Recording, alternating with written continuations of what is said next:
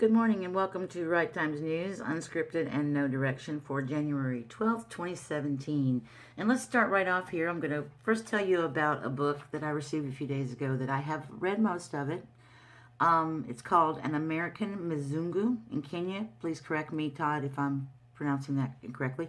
The author is Todd Lane, and this book is nonfiction, and it made me snort my orange juice. Okay, this book is funny. Todd Lane has a way with analogies and the way he describes circumstances and events, and I'm not going to give it away. But I have not even reviewed this book, and I'm telling you, get this book. This book is funny. You will laugh. Trust me, you will laugh. It's called An American Mzungu in Kenya. It was written by Todd Lane, and this is the story of he met his wife here in the United States, and they went to Kenya for him to meet her relatives and her family, and he became, of course, part of the family because, unlike Americans, they don't have in-laws. They see everybody that's married in the family as family. And so, anyway, this is a great book, and it's about Todd's experiences when he went to Kenya, and he signed the book for me. Wasn't that nice of him? So, anyway, thank you, Todd, for sending this, and I'm definitely going to review it, so look for it in the next few days. But you know what? Get the book. It's funny. So, the next one we want to look at, a book I have not read yet. I've not even read a page. But I'm looking forward to it. This is called Gotta Find a Home, Conversations with Street People. It was written by Cardiff, and it's the story of how working with the homeless and talking with people in the street has changed his life. And these are the conversations that he's written down. On the back is a picture of Dennis with a synopsis, and the front cover, which is really nice, a picture of some folks who are homeless, live on the street, and I can't wait to read this, Dennis. Thank you so much for sending it. I'm looking forward to it. The next one I have is a book called We Never Lost Hope. It's a Holocaust memoir and love story. This, too, is nonfiction. It was written by Naomi Litvin. It is the narrative of her family's experience, starting basically with the descriptions of their childhood, leading all the way up until Edith's liberation after World War II. And the narratives are based on, the narratives are from her mother, her father, and an aunt and uncle. And you have to read this. The written review is up on the website. I'll have the video review done, and within maybe today or tomorrow, as soon as I can get to it. On the cover of this is a picture of Edith's certification from the Jewish Council that she was at a concentration camp, which is very poignant to see that on the cover. And on the back is a happy cover, a happy picture. It's Edith with her husband Nathan, this Naomi's parents. And this is an excellent testament to the survivors of the Holocaust. This is a wonderful addition to the history and information that is available from that period.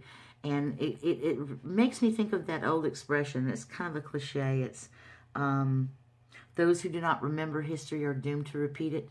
And I think at this time in history now, we need to remember history. We need to remember what happened in the 30s and the 20s and the 40s, and as we go on today. And Naomi, thank you for sending me this book. I hope you like the review. I hope you like the video review better. And I look forward to hearing any comments people might have that have read this book. I actually went and read a couple of the reviews, and I felt like the reviews were meant for a fiction book. That they were. This is a very serious and heartfelt. This is something that goes to the core of the author's.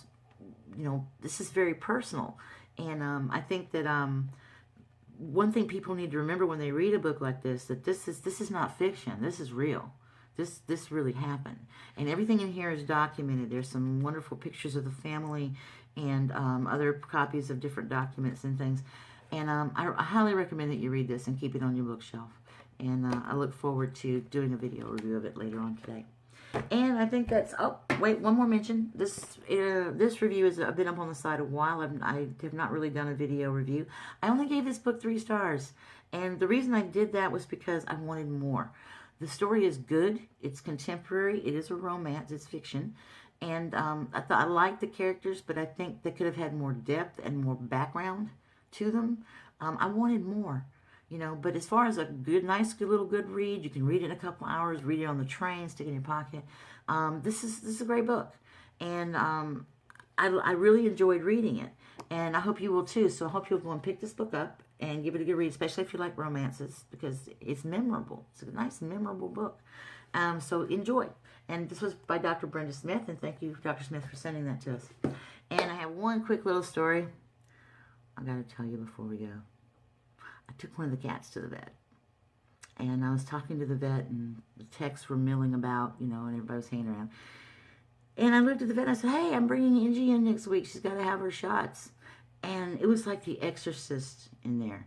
Every vet tech's head went whoop, you know, and there was like music in the background, like doo-doo-doo, but that, you know, Jaws. Doo-doo-doo-doo. Anyway, so the vet tech looks at me and she smiles and she says, I'll give you a sedative to give to her before you bring her. I'm like, really?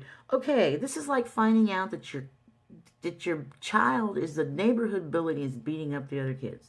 All right? Iggy is a feral cat. She's always been a feral cat. She's my cat. I've had her since she was a kitten. But no vet tech is safe. And you know what? It's sad, but I think it's kind of cool. Iggy's like, yeah, it's my girl. So anyway, thank you for listening. Thank you for joining me. This is Patricia Saunders signing off for Writetimes News for January 12th, 2017. Unscripted and no direction. You guys have a great day, and thanks so much for joining me.